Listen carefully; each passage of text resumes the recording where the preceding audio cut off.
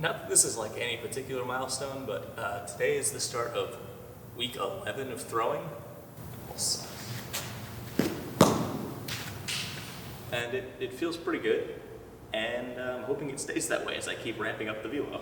But today is the day where I'm gonna top out at like 52, so really exciting.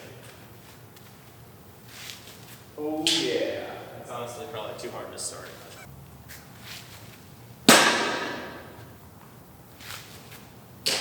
See, the goal of days like today is just to get some volume in at a really low intensity, and I can track the intensity with the pulse sensor I have in the sleeve.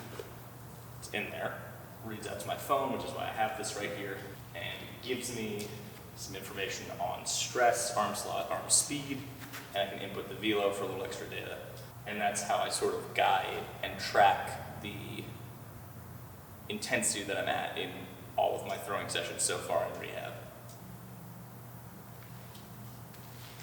And so my main goal here is to kind of keep, not go too far over like 25 as far as the elbow torque measurement goes, which I'll probably, where am I gonna put this up? There? We'll say there. So like that one was 24. Good, that's where I wanna be.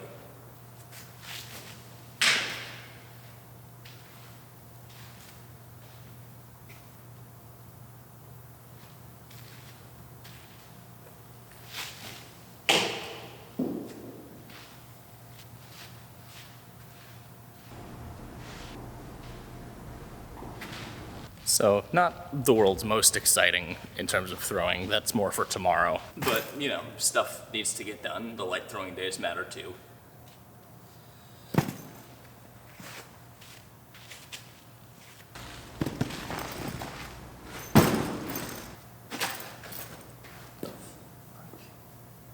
So this month is where it starts to, this is the first like real, I think, push in the whole thing. By the end of November, I have to get back into like the low 80s, velo wise, which is good because like that's where I threw some pitches at my best, and where I threw some fastballs at when I started pitching. That'll be a good test of where I'm at.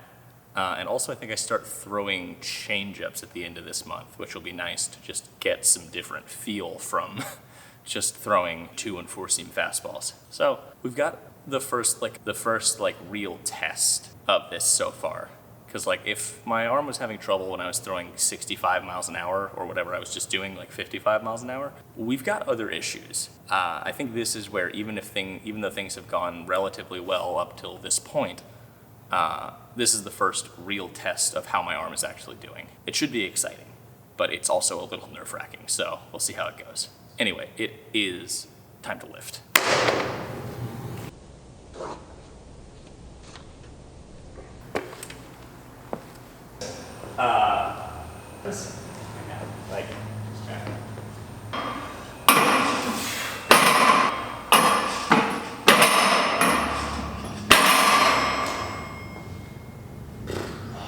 It's around this point that I was starting to get cautiously optimistic about how my throwing was going.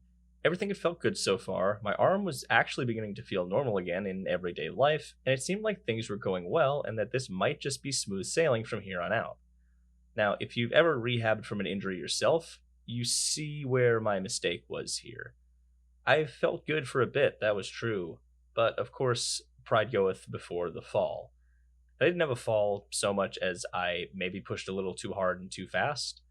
I think the prospect of seeing numbers on the radar gun that I was used to seeing when I threw a baseball, even if they were off-speed velos, it got the best of me and I started to push a little bit too hard. And I know I started this video off by talking about the data I was trying to use to avoid things like this, but it turns out that I am in fact only human and these things happen. For comparison, here's me throwing in the mid-70s at a different point in November. Here's one of the first times earlier in the month out of a pretty easy leg lift.